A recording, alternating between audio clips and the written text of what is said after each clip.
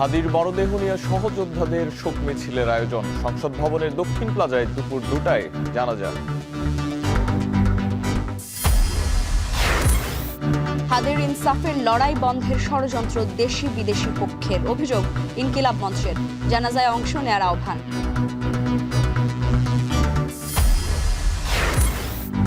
নির্বাচন বানচাল ও দেশকে নৈরাজ্যের পথে ঠেলে দিতে চায় একটি মহল। রাতে বিএনপির বৈঠক শেষে মির্জা ফখরুল।